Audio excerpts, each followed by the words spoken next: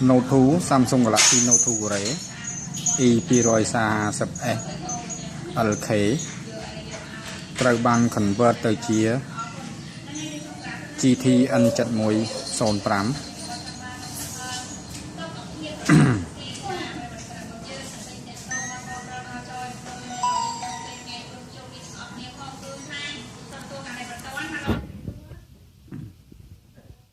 ពេលដែលយើងផ្លាស់ជាមួយ Odin ហើយ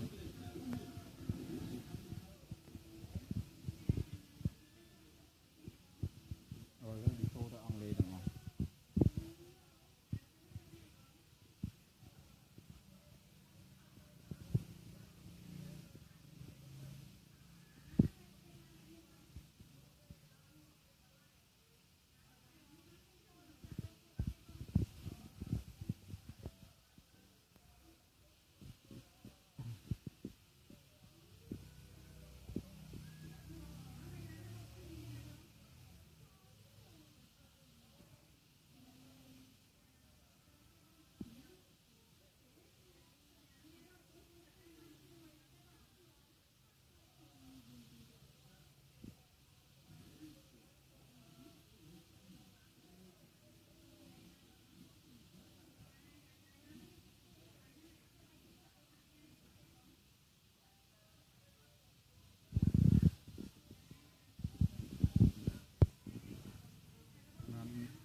ពេលយើងផ្លាស់ជាមួយ Odin ហើយ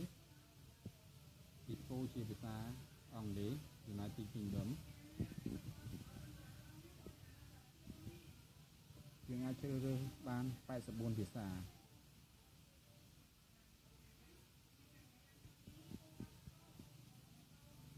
អូមានភាសាខ្មែរយើងហើយស្រាប់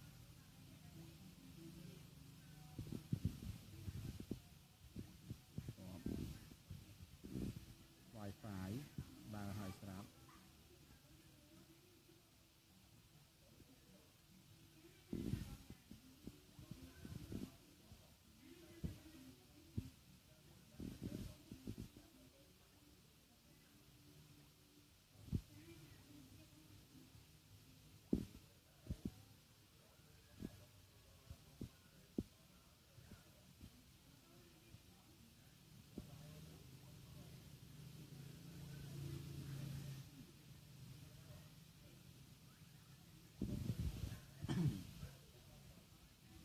ដំណើរការបាន 100%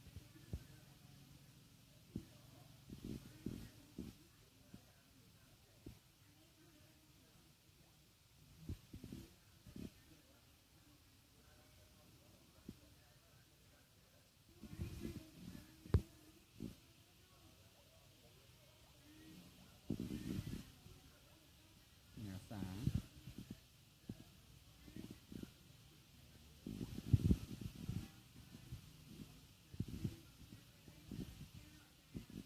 160តួ